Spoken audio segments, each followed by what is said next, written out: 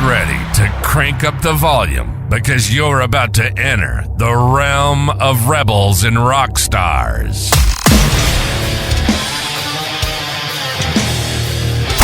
Unleashing the thunder from down under the stage. We're diving deep with a deviance of melody, rhythm, and chaos. Now push up your sleeves and get ready to dive into the pit. It's time for Sitting with the Slimy Bastards, Music Edition.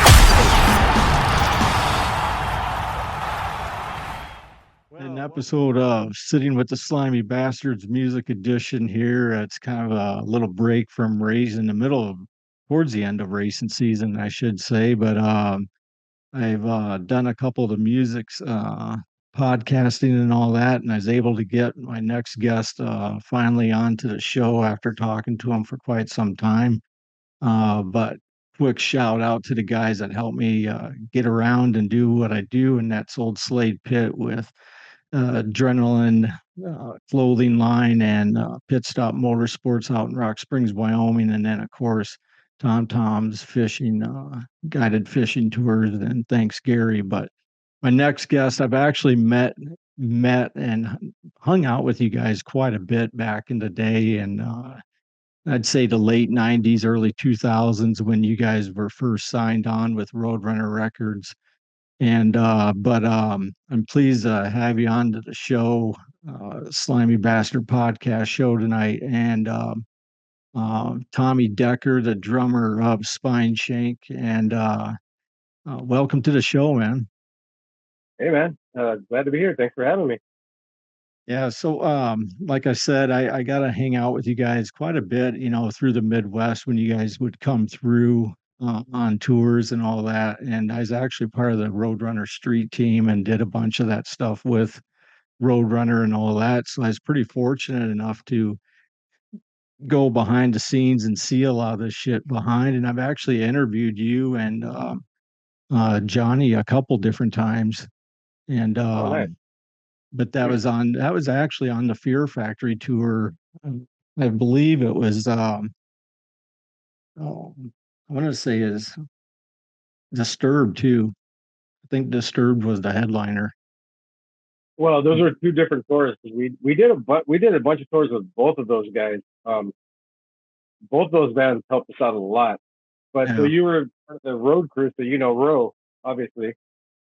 No, it was with the Roadrunner Street team stuff. So I just went around like all through the Midwest here. I bounced from Minneapolis through Des Moines, through Kansas City, and then over to St. Louis, and sometimes even out in Chicago, and just run this. You know what I mean? Just hand out shit. And, yeah, you guys helped us out a lot. This is like you guys really spread the word. At the time, it was crazy that so many people would tell us like street team, the Roadrunner Street team, and Ro Coley.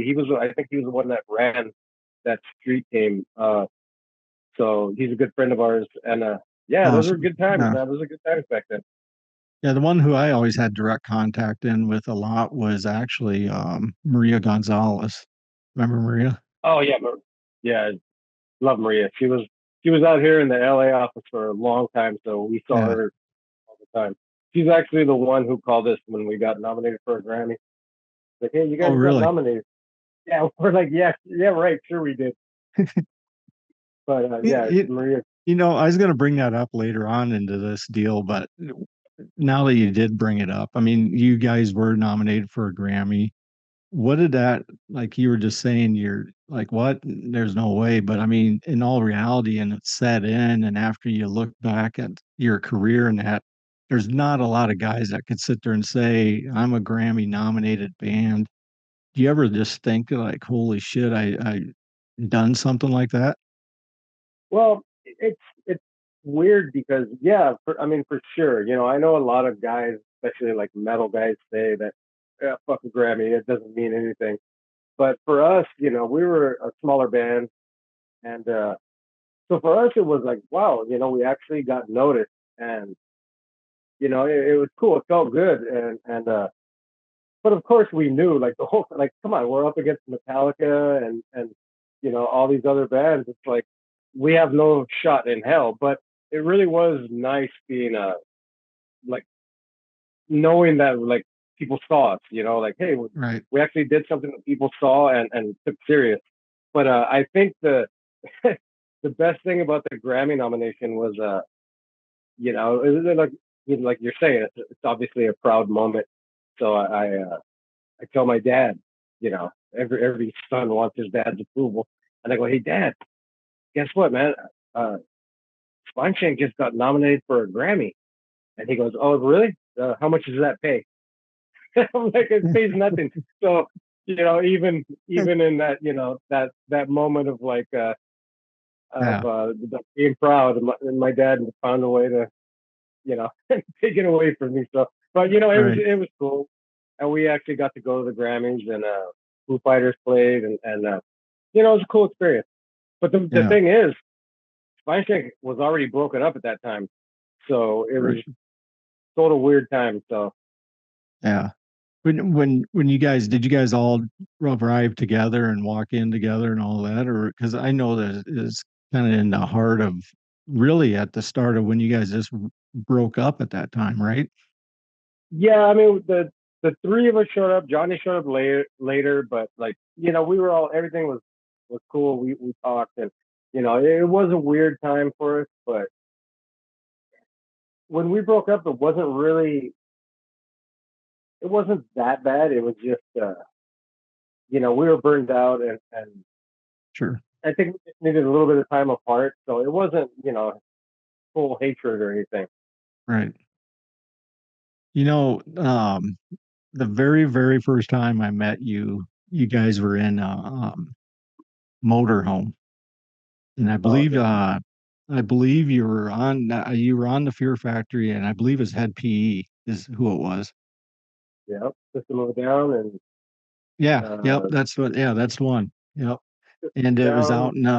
it was out in Denver, Colorado, and it was the day I think it was the day of the Columbine shootings. Oh shit, yeah. And anyway, I was on your guys's motor in your motor home with you, and you're how old's your boy now? He's got to be what, 28, 29? He turns 28 tomorrow. Yeah, I knew. So this is, I Wow. have a little boy too who's 27, and they were like a year apart, almost, and almost two. Well, I should say, Yeah. Caleb is the 20th of June, but yeah, I remember seeing your little boy. You guys had him out on the road a lot with you guys when you guys were really starting out, didn't you? Oh yeah. I mean, to this day, me and him are like best friends. He plays guitar now. He Uh-huh. fucking he picked up guitar about maybe a year ago, a year and a half ago, and he got good. So he got so good so fast. So every now and then, me and him get together and we'll just jam, you know, jam out some Nirvana songs or Huh. just some cool shit. It's fun, dude. Like playing with your kid, and he writes songs now, so I'm playing drums on his songs. So it's cool, man. It's like he grew up around it, so like I don't think Right. he really had a choice. But yeah, but Yeah. you know, we talk music, and it's great, man. But And he's you still with ever, me. We've been together every day since like uh-huh. since the tour. Like we've lived together the entire time, and you know, we're like best of friends. Did you find it though? I mean, looking back on it, I mean, here you are, and my hat's off to you because I mean, it wasn't like you're just out partying every night either. I mean, you pretty well stuck up and I should say stepped up to the plate and really took care of them, and I seen it firsthand. And but did you find that kind of challenging to deal with that right away? Um, Not really, because like once that dude was born, like I mean, thank you for saying that because I appreciate it. A lot of people don't realize that you know a lot of dads just don't do that. You know, Yeah, but as soon as he was born, I was just he changed my life, dude. And there were a few tours when he was too young, and I had to go out without him, and you know, be on the road for you know maybe 30 to 60 days. We go to right, Europe. I couldn't take him to Europe, and it just sucked. And it got to a point where I was like, well, I might give up this music thing. which I was very torn because music has been my dream since I was 10 years old. Right. And then I have this little guy that like counts on me, and I can't leave him. So luckily, the guys in my band were cool enough that they're like, "Yeah, Yeah. dude, bring him along, bring him." And we brought him, and those guys helped me raise him, and they're all his uncles, and it was cool. It was cool. It was definitely weird at times. It was challenging. There were certain venues that were like, "Hey, it's 18 and over, and he's not 18." I'm like, "God, you fucking kidding me? He's Right. fucking 3 years old. 3 years old. He's not going to be drinking beer."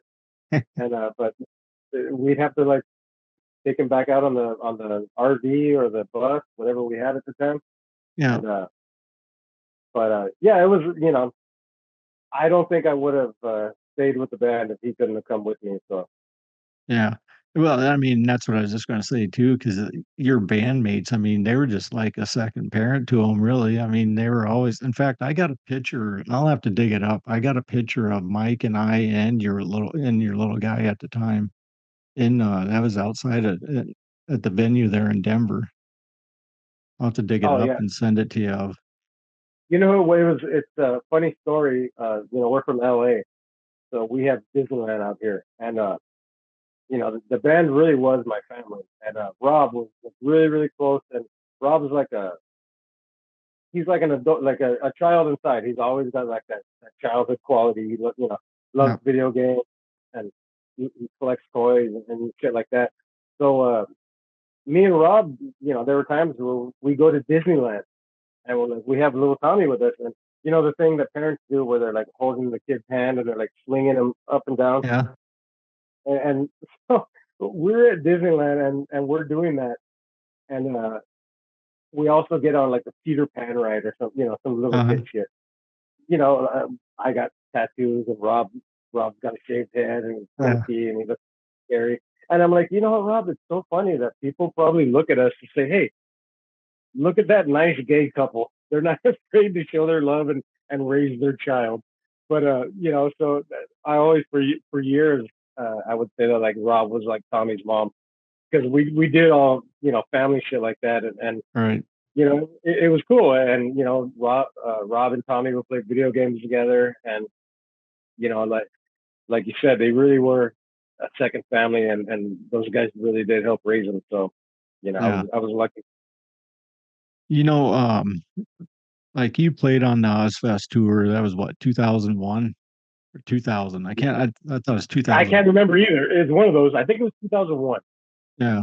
And so you look back at some of these bigger shows like Ozfest and even some of the bigger music festivals that you've done overseas. What's one of them that stands out the best as like you kind of stood there and you're like, holy shit, this is bigger than what I've ever dreamed is going to be type moment, you know?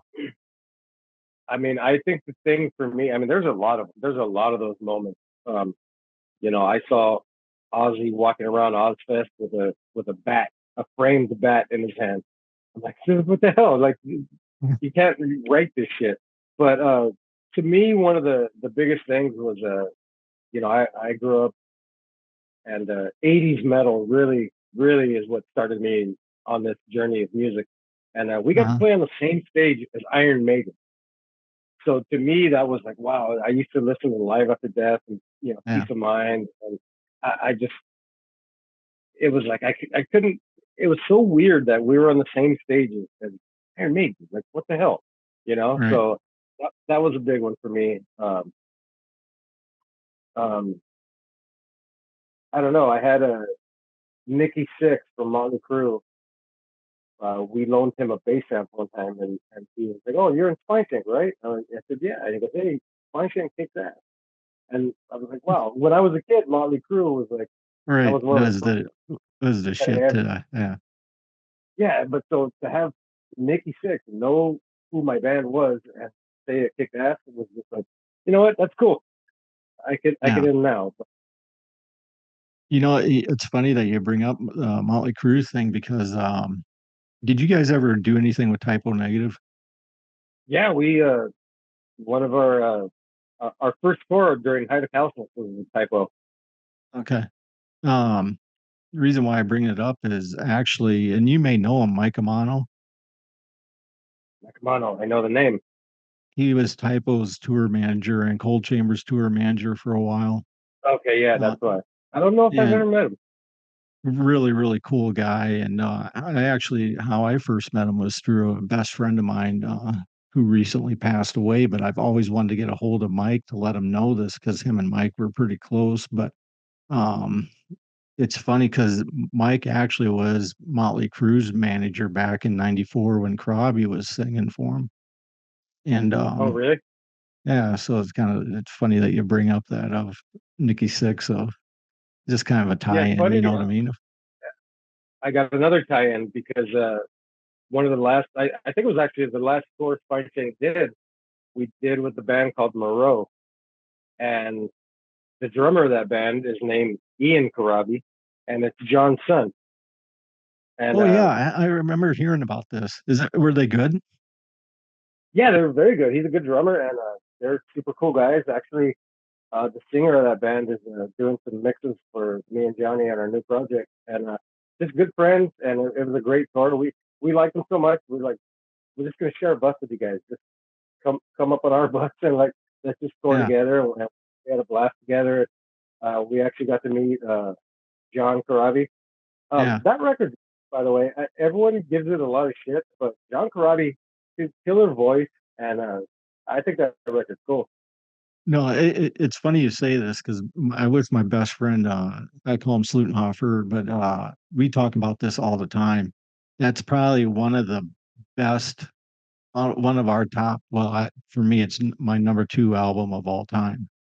Oh, I really? think yeah, I think Tommy's reason why I say that is because, and we talk about this quite a bit, is Tommy's drum kicks, and you could really hear it. Drum kicks on that album are like so intense, and his bass tones and that I think were down. I don't know the proper tunage and all that bullshit, but I think you hear his drum playing so much better and harder, and then you add in that extra guitar of Karabi. It's just one of my all time favorite albums of all time, really.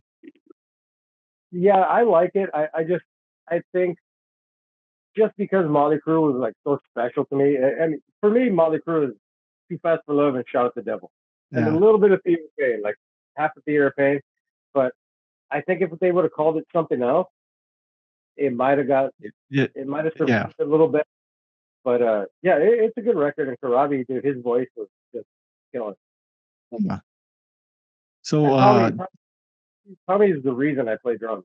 Tommy Lee and yeah, Watson, like all those '80s Rat, Motley Crue, Skid Row, Wasp, all that yeah. stuff was like when I was in the fifth grade, 10 years old. That stuff came out, and that was just blew my mind. So So that's what got me. I came across this band the other day, and it's how I came across it. It's fun. I'm just bringing this up out of the blue because you said you're a big '80s fan, and the bands you listed, this would be right up your alley. But it's called Gypsy. Maybe not Gypsy. Just a minute here, I'll tell you. Freight Train Jane. Were they a '90s band? Yeah, so they came and I'm going to tell you a funny story about this, but they were actually yeah, from about 80, 88, 89, and then I think they LA band, broke up right? in like 93, 94. Yeah, they were a local LA band, right? Yeah, yeah. Yep, yep. I So remember them. So I have. Oh, go ahead. Sorry. the reason why is, and I never knew this, but a dear friend of mine who is Tommy Bolin, who played the guitar, who plays guitar for Warlock or did, on back in the 80s and that. And he was actually the guitar player and one of the backup singers in that band. And we talked Really? probably once or twice a week on the phone and that. And he was just telling me about this. And I was like, how the fuck have I never heard this before? And we've known each other for 25 years. And, but yeah, yeah, if you know who I'm talking about, then, right? Well, so I have a. I'm like a bit of a pack rat when it comes to like music stuff. Yeah. So when I was in high school, there used to be this magazine called Screamer magazine, and it was like a kind of a paperback and newspaper type of thing, Uh-huh. but they would give it out free. Do you remember what was it called? Music Plus. It was like a record store, and they would have these and they would give them out for free, and all these bands would like they would uh have like advertisements in there, and Yeah, that was one yeah. of the always had an advertisement in there. Freight Train Jane, Corella Deville, like all these like '80s bands, and I still like it's been like 95 years. I don't know what it's been, but I still have a whole box full of these old uh like newspaper magazines from the 80s and like late 80s, early Yeah. 90s. Every Oh, now and that's then, like I'll check them out, and it's like so I see all these bands there, and there's like even the guy from Buck Cherry used to be in a can't remember the band now, uh, but he was in a band back then. Uh, so there's a lot of guys that Ralph, what's Ralph from? Can't think of their name. There's the comic band that does like the '80s stuff, the '80s, you know, is um, it like a tribute band type thing? not really tribute, but they just kind of make fun of it, satire, kind of satire. They used to be called Metal School, but either way, like Uh, that yeah. guy being Atomic Punk, the Van Halen cover band. Oh, really? So Yeah. yeah. So yeah, that was like a big part of my growing up and learning about metal. And then of course, Sure. I moved on to Slayer and Metallica and the harder stuff. But yeah, that was a big part of my childhood. Yeah. So when mm, playing drums and all that, and that's, I mean, that's your forte and everything. Who would you say was, besides Tommy Lee? I mean, you brought him up. He's one of the main reasons why you started playing, but who's the one that you just can't get enough where you watch videos and you're just amazed every time that you see it? Well, um, initially, like yeah, it was Tommy Lee, Steven Adler from Guns N' Roses, and then later on it changed to like Dave Lombardo, who's the king, and also guys like Jimmy Chamberlain from Smashing Pumpkins. I mean, he's amazing. I just even his you can hear his snare. Alex Van Halen, another guy that just Yeah. like just blew my mind, and even to this day, Hot for Teacher, like what the hell was he doing back then? And now you got like I don't know, you got some of these guys doing like El Stafario. Have you seen him? Who- He's just a guy who does drum videos, but dude, the guy's insane. He plays drums with one hand a lot of the Okay, time. yeah, I know. Okay, now that you say that, I Yeah, know who you're talking about. the Yeah. guy's insane. It's insane. I mean, you watch it and you're like, I should probably not be playing drums anymore because people like this exist. Uh, but yeah, a lot of the new guys these days, they're the kids. They're so fast and they're so quick and so good that it's amazing. But yeah, Yeah. those guys, the early '80s metal and like the early '80s thrash, um, those guys really made a big impact on me. So We were in Graceland over in down in Memphis over the Valentine's weekend for my daughter's birthday. And I'm walking around in one of the gift shops. I'm a huge Elvis fan. My daughter's name's Presley, right? And oh, nice. anyway, we're walking around, and I come walking around the corner. And I'll be damned if fucking Charlie Benanti and No, what's her name? Carla. Is it Carla? Carla, yeah, Yeah, Carla from is Liquidator. is Or, is standing there, and I was like, you kind of do a double take. Then I'm like, is it? I go, Charlie, and he looks up. What's going on, man? And I'm like, holy shit! You just don't expect yeah, that. You know what I mean? Charlie is the absolute beast on the drums. Like, I don't think that guy gets enough credit.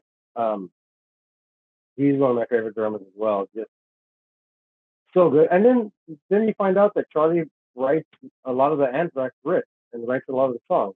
Like, so Yeah, I like he's it. like, he's crazy. Yeah. I wanted to ask you where you're kind of the inside guy and you would know this, but you go back and when you were signed with Roadrunner and you take that time frame, I mean, really, that was really the height. And I would say the top of the line albums to be on at that time for a metal band or new metal band, just because you had Slipknot, you had Nickelback, you had Typo Negative, you had all these bands that were huge on everywhere you looked was a Roadrunner band, right? Did Right. you, I mean, what was that like working, going in their offices in New York and, how were you guys treated at that point?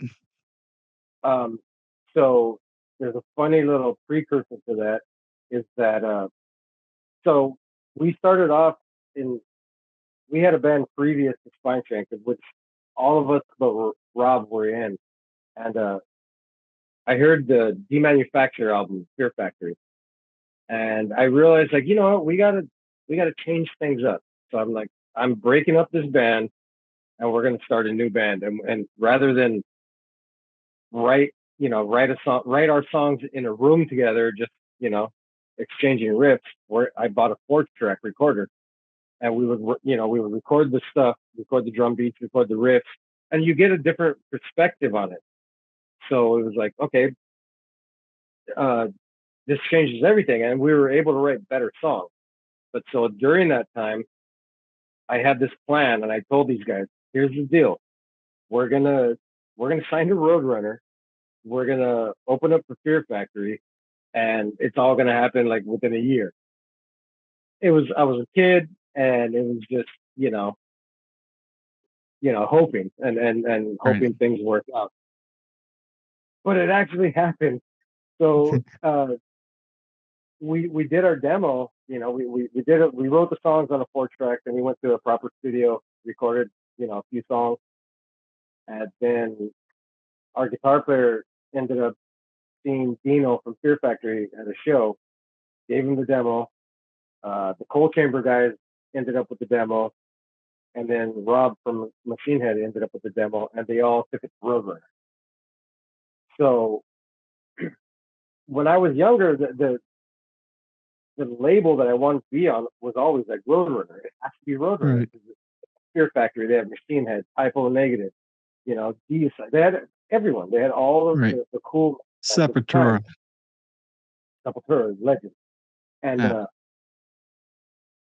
so it all started it all started happening, and then we did our first show, which was opening for Fear Factory and Cold Chamber, and then we opened for Snot, then we opened for Machine Head, and it all started happening. So and then Roadrunner came around. Our A&R guy Kevin Estrada. Uh, at that point, the LA scene started getting like really big, and there was Mhm. Static X, Spineshank, System of a Down, Mug. Uh, there was all these bands. Cold Chamber had just been signed. Manhole had just been signed, Knot was and getting big. yeah, there was a big scene going on, and it was Yeah. very cool. So yeah, we signed to Roadrunner, and it was like a dream come true. And they treated us very well. We signed for back in those days, Roadrunner had a basic deal. Like here's the deal, and they hadn't blown up. Roadrunner was big. They had Sepultura, some of the bands I mentioned, but they hadn't had Nickelback yet. Slipknot wasn't Right. there yet. So they had a basic deal, but they tripled our budget for our record, and they always treated us great. When you're on Roadrunner, you have built-in bands to tour with. So we got to tour with Fear Factory, Sepultura, Typo Negative. I mean, these are legendary bands that Right. we worship. So it was a dream come true, and it was like, wow, is this really happening? Yeah. So it was awesome, and then it was I couldn't have asked for a better. It was like a fairy tale.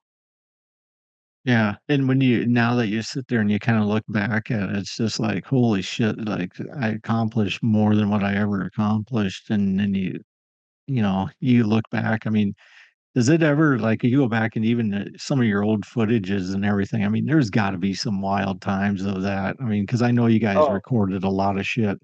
and I've seen some of it. I've but Yeah, don't say anything. Don't say anything. Yeah, you know what? It goes back to like, we worship Motley Crue and Rat and Skid Row, and obviously we love the Pantera, the Vulgar videos, and yeah, we see these guys. They're just having fun on tour, and it's kind of like what we tried to do too. I mean, we were four kids from the ghetto that really never thought that this would happen for us. yeah, So we definitely took advantage of it, and we had fun, and we made sure the shows were always good, and we were yeah, always on top of our game. But of course, I mean, if you're gonna get put in that position, you have to like take advantage of it. And then to top it off, at the end of our first record, Strictly Diesel, uh, somebody stole the truck with all our gear in it. It was Fear Factory, System of a Down, and I us, remember and that. they stole all the gear. And Yeah, so we didn't have insurance, of course. uh-huh, So it looked like it was over. It looked like, oh, that was it. We got to tour for 9 months, and the dream's over because we had to borrow money from Roadrunner, from our merch company, from our publishing company, and luckily we were able to go back out and finish that tour. And then after that, the band was kind of hemorrhaging money, so yeah, the label was like, go back and do another record. So we thought it was over, So it was like, God, man, 9 months. It was just a taste, but luckily things kind of worked out. yeah. I mean, that next album was huge for you Yeah, guys. I the mean, it next, was. well, because the first record was we weren't really ready. We Yeah, we got signed so super quick, and we really hadn't found our who we were as a band yet. And so when we went out on these tours, like you're saying, with Sepultura, Fear Factory, these monster bands, it really puts things into perspective. And right. so you're like, wow, we got a lot of work to do. So when we started writing Hide a Callousness, it was like, hey, it's time to buckle down and really, really do this. And we really were like up against the wall because Roadrunner, they believed in us, but that first record didn't do that well. It did okay, Yeah, um, but they were like, all right, you guys got one more shot. So we knew that it was all or nothing. And then it even right. came to the point where we had never been allowed in Canada because a few people in the band maybe had some run-ins with the law a couple times previously. So Yeah, we had never been allowed into Canada. And then during Hide of Callousness, we got the interest of Garth Richardson, who did the Rage record. uh-huh, He was doing the Mudvayne record, and he did the Kitty record. So we're like, dude, we got this massive monster producer, and he wanted to record it in Vancouver. We'd never been allowed in Canada ever. So yeah, Roadrunner was like, well, you guys get into Canada, you'll make a record. If you don't, you're dropped. So we were like, well, I don't understand how we'll get into Canada now because we've never been allowed before. right. Somehow, someone was looking over us, and we got in, and we did the record. How'd And you pull it off? I don't know, it was just luck. I mean, three of the guys flew. I hate flying. I hate it more than Yeah, anything in the world. So me and my son and our guitar tech Chris Thompson, we drove over uh-huh, and we got in. I don't know. It was one of those things where like it all worked. yeah, Luck was on our side, and the record came out great, and that was it. It was like what a relief, and then the rest is history, I guess. yeah. Yeah, real quick back on the Roadrunner thing though, I wanted to ask you though, did they ever throw like a huge party with all their bands? Like, you know what I mean? Did they ever do like a yearly party or like a yearly or Not a year. They did the thing with the what was it, the 20th 25th anniversary. They did yeah, they released a record with all the it was like Dino and Rob Flynn and Joey right. Jordison, and They were all captains. They did that, which we weren't there. I think we were already broken up at that time. That Uh-huh. was really the only thing. A lot of the Roadrunner bands would tour together, so that was Yeah. cool. Like I'm The saying, you reason, had a go ahead. I was just going to say the reason why I asked that is just because, just like you said, is a lot of you guys toured together and everything, but I didn't know because it seemed like everyone gelled so well together. I mean, there wasn't really any animosity between any of them bands, and they were all great. I could honestly say any band that I worked with on the street team and had encounters with, um, anywhere was awesome. Like I've never had a bad experience with anybody on Roadrunner. I haven't either. Like every band we ever toured with, super nice guys. The Slipknot guys who were blowing up at the time, like they just came out of nowhere, and Yeah. you know, Clown, Corey, Joey, the nicest guys, and always hung out and just normal dudes. Like everyone. Peter Steele was a great guy. Treated us super nice, and Sepultura guy Igor. Um, we used to go up and do like a little tribal jam. All the drummers Uh-huh. on the tour would do a tribal jam with Sepultura, and Igor was one of my idols. So I was like, Yeah. dude, he's so cool, and they were all, my son was there and he was young at the time, and everyone was just like so cool to him. Jim Root from Slipknot. Right. We were on Ozfest and somebody stole my son's bike. And the next day, like I didn't even know Slipknot heard about it. Jim Root bought him a bike. Like it was like, Oh, wow, no you shit. didn't have to. No shit. Like Jim Root, Yeah. fucking nicest guy. Just hey, they stole this little kid's bike. I'm gonna replace it. And shit like that. And the Roadrunner thing, it was there was a lot of like family with it. Even Right. the like Monty Connor and the European, the English Roadrunner, German Roadrunner. Yeah. It was just everyone was great. It was awesome, and it was still at that point, it's not quite grassroots, but it was still, they weren't super huge. So Right. everyone knew everyone else, and everyone was friends, and you had everyone's phone number, and it was just great. It was like Right. doing it just with your friends. Yeah, it's funny because it's like almost all these big tours is like a Roadrunner tour, really. I mean, if you stop and thought about some of them, I mean, Ozfest second stage was basically Offset was Roadrunner. Roadrunner, yeah, Yeah. yeah, And is this I always joked about it. They should just call it the Roadrunner stage, you know what I mean? Because that's what yeah, it pretty much. is pretty much all their bands and everything. But I mean, you br if you think about it, like Roadrunner has kind of ruled metal for the last 20 years. yeah. So Yeah, if not the last 30 plus, yeah, really. even longer. Shit, our record came out 20 years ago, so it's probably 30, 40 years. Does does that ever, I mean, do you look back and listen to your old stuff and pick out what you'd want to change or anything? Some of the records I do.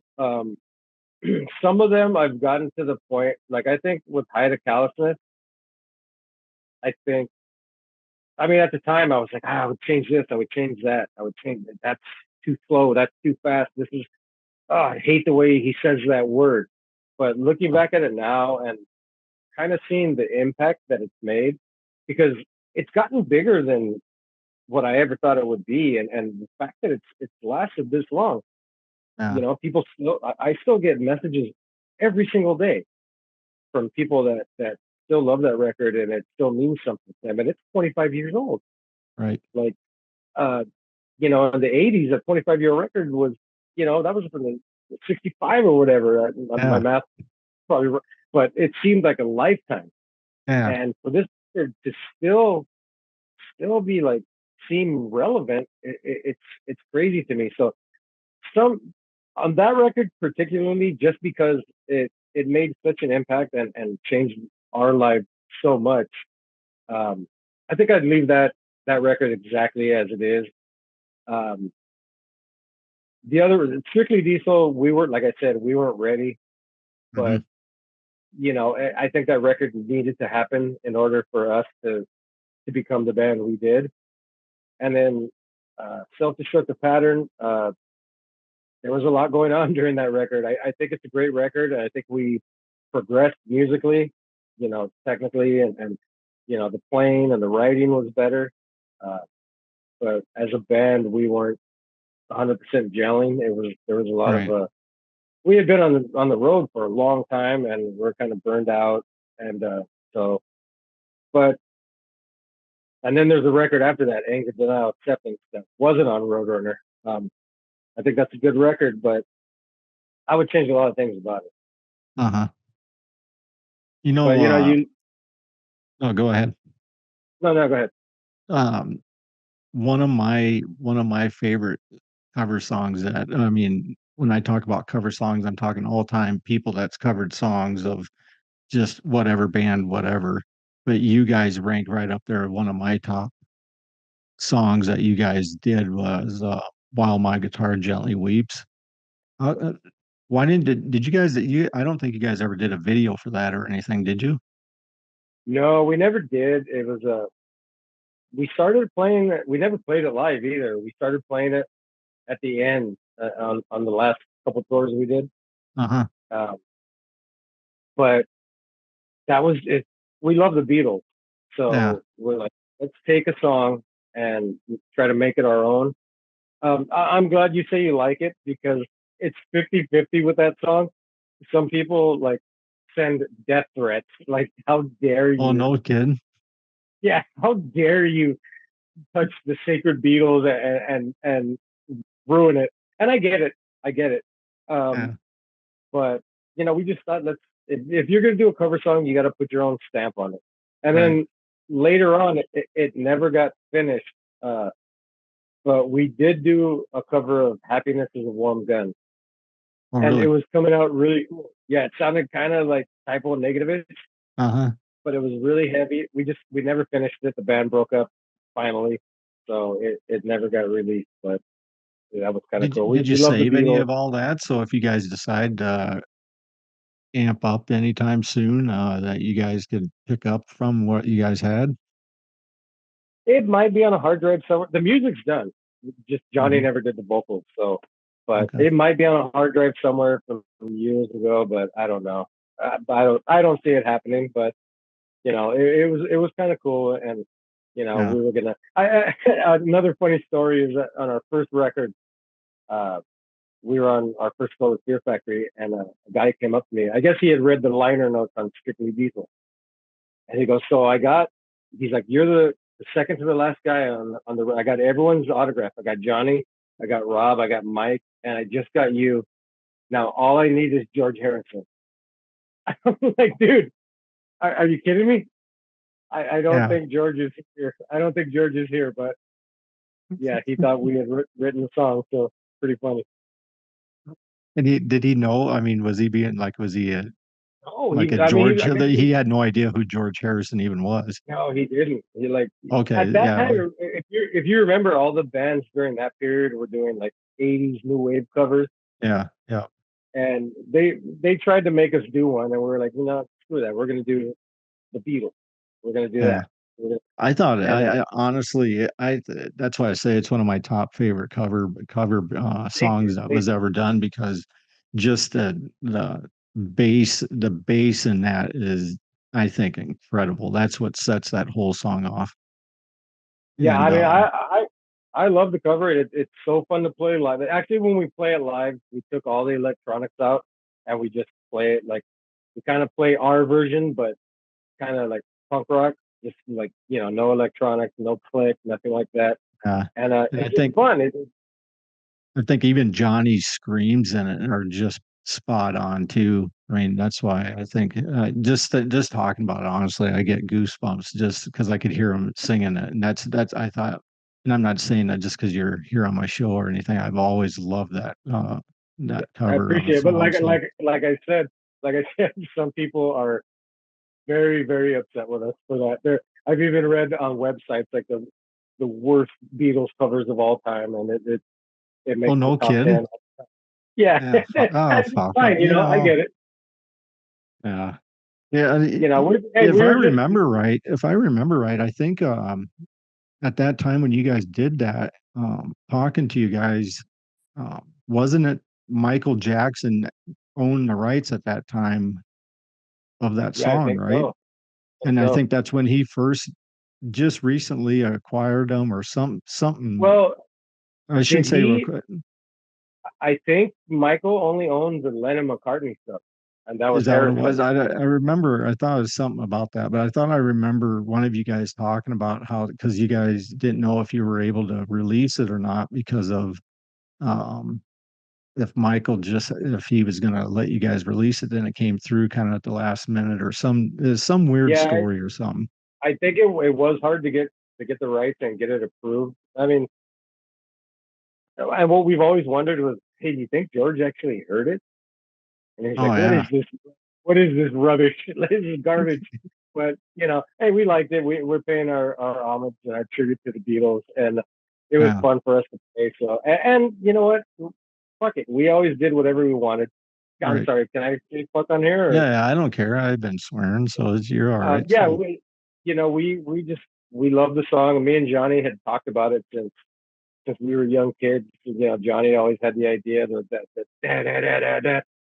that riff could be super heavy, and you yeah. know, when we got the chance, what the hell, let's do it. Right.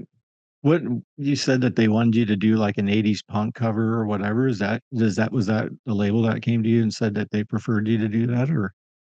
I think the label wanted us to, and then it was just like, hey, maybe you guys should entertain the idea of doing a. And I think we tried to do a Cure cover, like "Boys Don't Cry." It was terrible. Uh-huh. Um, I thought maybe we could pull off like a Depeche Mode cover because it's kind of dark and electronic, Right. but we just it didn't appeal to us. You know, it was like we just don't want to do it, and we'd rather do our own songs. And if we're going to cover anyone, we'll cover the Right. best band ever, do the Beatles. And Right. yeah, we never did too many covers. That might be the only cover we've ever released. Um, I think live we would mess around with Weezer, or I know we did, like I said, "Happiness is a Warm Gun" and uh, "Sympathy for the Devil." Sympathy for the Devil. What's the Rolling Stone song in Goodfellas? Oh, yeah, Sympathy for the Devil. Yeah, we Yeah. well when we did "Happiness is a Warm Gun," we also recorded that. Same thing, never got finished, but it's just because we're huge Goodfellas fans, so we were like, what the hell? Yeah. Yeah. Um, when you said earlier that you and Johnny are kind of starting up a new project here, you kind of brushed up on that when we first got going here. Let's dive into that because I wanted to hear about this of what you got in the oven right Cool. now, what you got going on. So let's spill the beans here. So it's called The Less Dead. Uh, I got the title from I read a lot of books about serial killers, Uh, and the less dead is a term is a term they give to like victims of like not just serial killers, but people that have been murdered, like hookers, drug addicts, uh, minorities, homeless. They're considered less dead since their life was deemed less important than say a college girl or someone like sure. that. The name seems fitting, uh, being it's me and Johnny, and it all started from when the band broke up, we weren't really speaking, and I've known Johnny since I was 14 years old, and he was 12. Uh-huh. We've been playing music together since that time, and I had all these cool new programs and like Pro Tools and all these apps, and I was like, dude, I want to use these apps, but all I can do is play drums. I can't play guitar.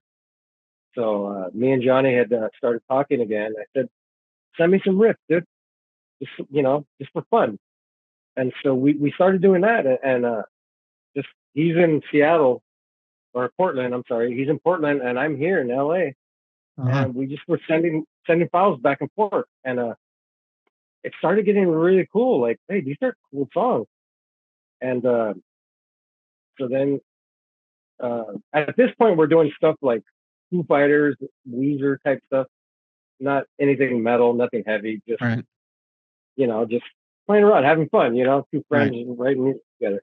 And then it started getting for real, and I was like, let's do some heavier stuff, And now we're sitting on about 12 songs. We have a full band, and we're getting some of the songs mixed right now, and I think we're gonna make a go of it, like see what happens, and try to start shopping the songs, and it's come out really cool. Uh, it's me and Johnny, so of course there's Sure. similarities with Spineshank, but I think it's different, it's I don't know, it's a little more organic, but a little heavier, maybe. I don't know. Right. Everyone always says that, but I don't know. It's pretty cool. I'm really excited about it, and something might be coming out in the next month or two. Oh, nice. What's the name of it again? The Less Dead. Okay. So yeah. So you don't have any? Do you have any teasers up or anything? Or No, there's nothing up. Like I said, we have a guy. It's being mixed as we speak. So there's 5 songs getting mixed. We have about 9 to 11 songs. I'm not exactly sure how many. Probably gonna write maybe 15, 16, and see what happens. It was like we didn't expect it to get here, and we're older now. I didn't think that going on tour or putting out another record was in my future, but it looks like it might be. Let's yeah, hope. But yeah, I'm pretty proud of it, and it's cool, and it's fun. We're getting along. Me and Johnny, we're notorious for fist fights and uh, just butting heads.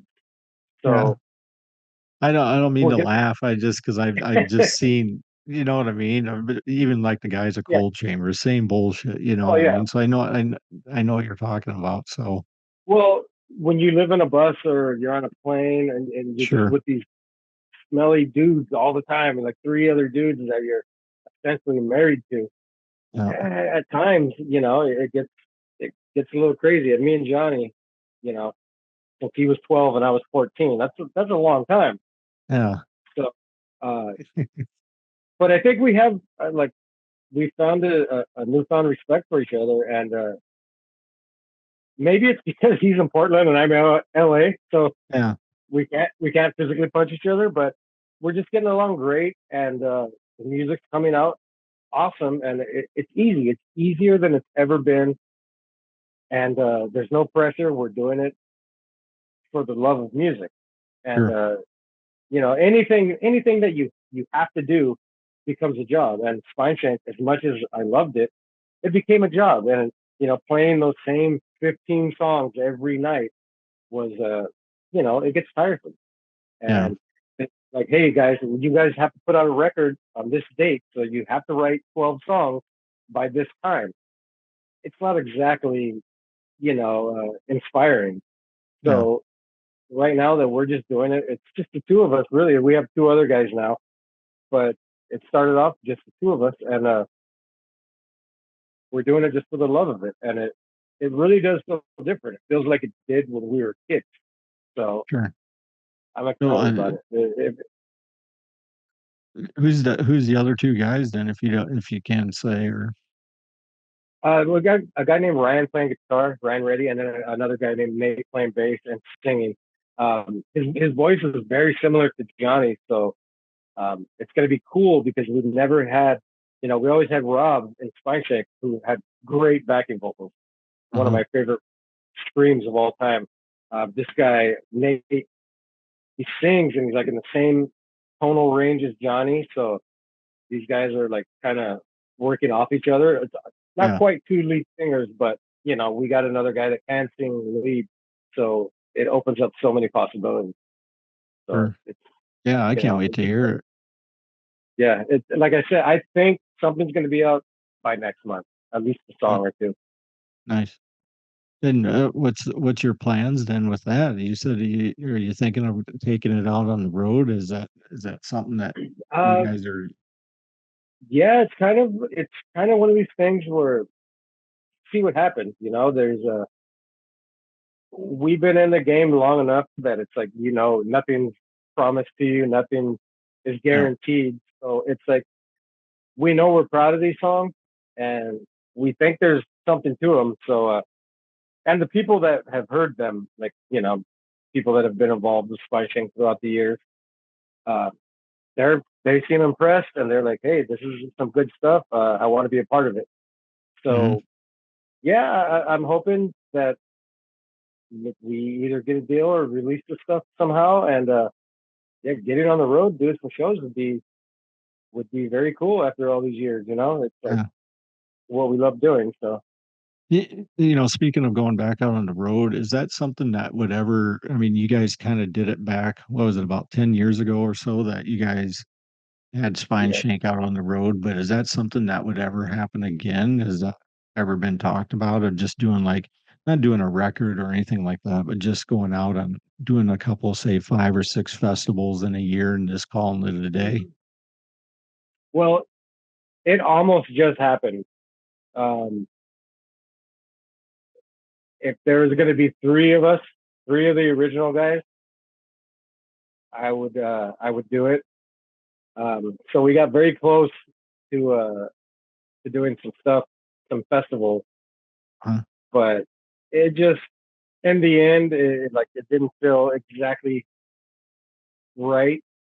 And me and Johnny were already doing this new thing, Uh-huh. so I think if we would have pushed it, it would have happened. And I had some very interesting people like that of that would have like kind of joined the band on a part time basis to Sure. do it, which would have been very very very cool.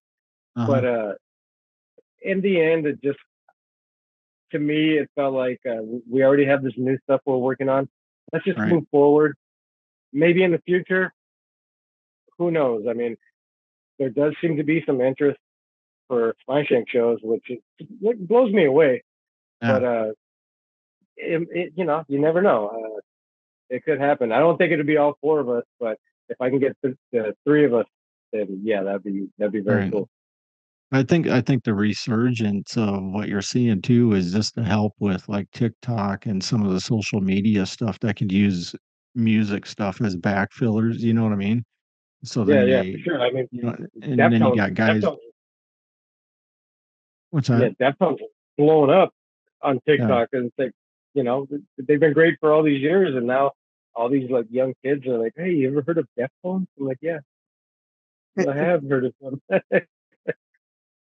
No, I haven't. Who are they? Yeah, who are those guys? Are they a ska band? But But speaking of TikTok, go check out my TikTok page because I'll have a lot of these clips up here. So anyway, get back to what you're saying there. Of but yeah, I mean, it'd definitely be kind of cool. And people have hit us up over the years, and we all get hit up. But like I think there comes a certain point when maybe you just let things go. uh-huh. Uh, I do hate when there's a band and it's one original member, Yeah. and it's like that's not really the band. Like I Right. said, if I got three out of four of the guys, then I'd be okay with that. But any less than that, and I don't know, I feel a little weird about it. Yeah. But Yeah, you could got you you I got mean, the you take like Cold Chamber, what they did, was it last year, the Psycho Circus in Vegas when they first got back, just did that one show. I yeah. think And is then that they just did a whole Australian tour with Mudvayne. yeah, but I mean last year when they before they did this is like a one show type festival thing and the crowd was just huge for it. I mean, you could just hear them just chanting for ever Cold Chamber and which was cool to see. And you take there again, I think I honestly, as a fan and as a guy that's seen a lot of it, I think it'd be cool as hell if Roadrunner actually did it. Is got like 10 of you guys and did one huge music, like 6, 7, 8 town deal tour of all you guys from that era. I think that'd just be the coolest thing ever for a I fan's think perspective. it'd be huge. You get Slipknot to headline it, and Yeah, it's Slipknot, Sepultura, Fear Factory, Machine Head, Cold Chamber, yeah. Spineshank. That's one hell of a bill. Soulfly. I mean, you got So yeah, Soulfly. Yeah, I mean, there's just a shit ton. man, so many good Roadrunner bands I think it'd just be cool as hell, and it would sell. I mean, I bet you it would sell. It'd be a huge sellout. for sure. Yeah, sure it would. But with that, I mean, other than that, what else you want to add here to your little project here? Anything else you want to add? Nah, just really, it's me and Johnny have that new project, The Less Dead. It's going to be coming out soon. Um, there's definitely going to be at least a song or two coming out before the end of the year. Um, and I'm excited. I'm excited for people to hear it. I'm excited, see what people think, and Yeah. I'm excited to move forward. It's like Spineshank has been such a huge part of our lives, and um, it was my identity for a long time, and now with this new band, I feel like it's something to add, and maybe even hopefully surpass Spineshank. I don't know. Mhm. I'm excited about it, and I can't wait for people to hear it. Yeah. Before I let you go, I wanted to ask you just one quick question. Of all the tours and everything that you played, what was your favorite tour that you, at the end of the day, you're just like, fuck, I'm ready to be home because I've partied so fucking hard the whole tour. And you know what I mean? But it's like one of them like Pantera typo negative type tours is what I'm talking about. Okay, Who would so that be? well, it was us. It was me. It was so on Ozfest. Ozfest was they always called it summer camp for bands, right? Ah, So in order leading up to Ozfest, we did a tour. I don't know if we were headlining. I don't remember what it was. I think we were headlining. But on Ozfest, you get 8 guest spots every day. So eight people, right?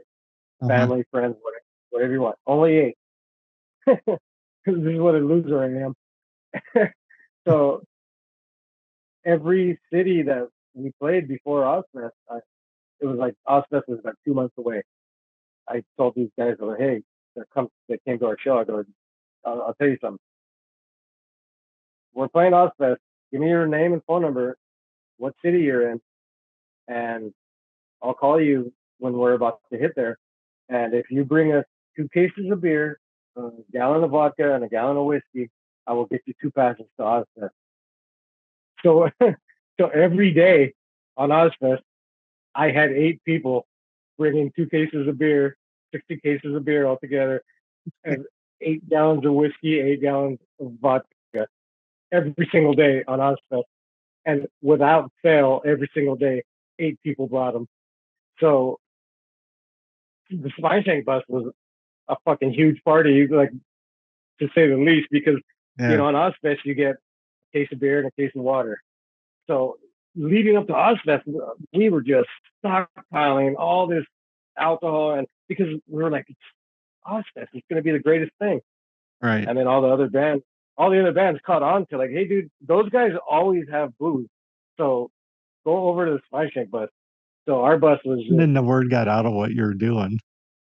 no, I think Sharon finally did figure it out, but she was, she's cool, so she was like, you Yeah. guys are just insane.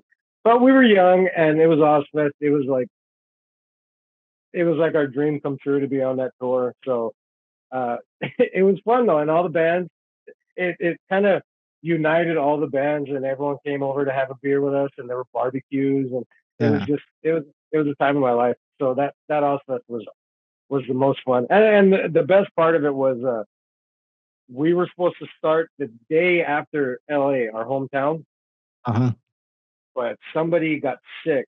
So Mudvayne, who was headlining the second stage, they moved them to the main stage, and we were already there, and we were going to start the next day. And Sharon was like, "Spineshank there, this is their hometown." So we got to play our hometown. We got to headline the second stage in our hometown.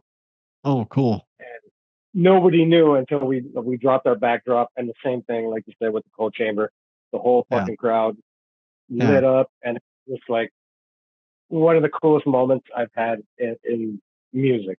So it was Yeah. like it was very cool. So yeah, that was it, man. Ozfest was a dream, and it was everything it was cracked up to be. I don't think we would have been able to last if that tour was like 3 months. We Was would that have one of died. them was that one of them deals for you guys? Because you guys played on that second stage. Was that a deal where you had to pay to play on that, or were you guys at that point they Some bands did. uh-huh. Some bands had to pay. We didn't pay. If I remember right, I don't know if it's true, but you hear things. But I heard that Jack Osborne had something to do with getting us on there. I think he was a fan of Haida California. I'm not sure if that's true, but Uh-huh. I've always heard it. And if it is true, thank you, Jack, because it was awesome. And yeah, it was a time of my life, man. It was great. Yeah. And that was really about the time that was the height of the Osbournes on MTV and everything too. Oh yeah, for sure. It was great, and every band on that tour was cool, and it was a sick lineup. It was just you know it was cool, Yeah. and then when we would do updates, it was like Slipknot, Mudvayne, Disturbed, Linkin Park, Papa Roach, and Spineshank. It was like wow, like this is just awesome. It was like all the big bands of the time and Spineshank. I mean, you guys were big though. I mean, I wouldn't kick yourself. I mean, you guys Yeah, yeah, yeah. We were doing all right, but like all these bands, it was like wow, the biggest bands there are. Slipknot, yeah. Papa Roach, Disturbed, Nick Park. It was just like wow.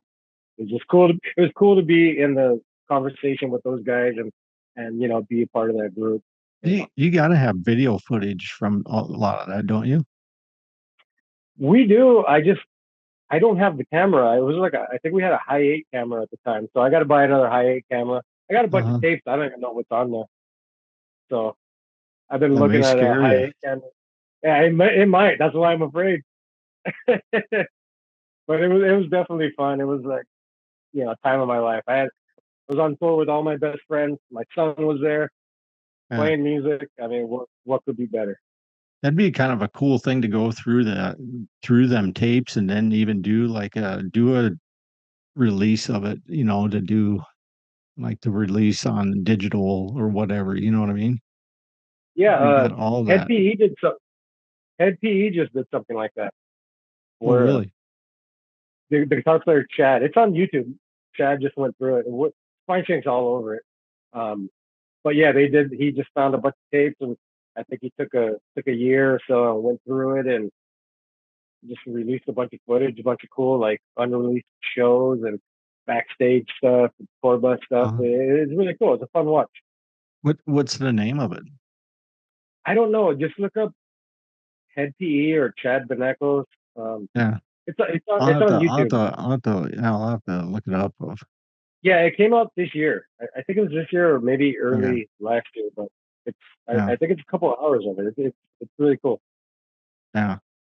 Well, man, I'll let you get going here, and I appreciate your time and catching up and all that, man. It was Yeah, for fun sure. Sorry, doing this sorry it with was you. so And complicated to get no, to no, meet it's up, but it's all good.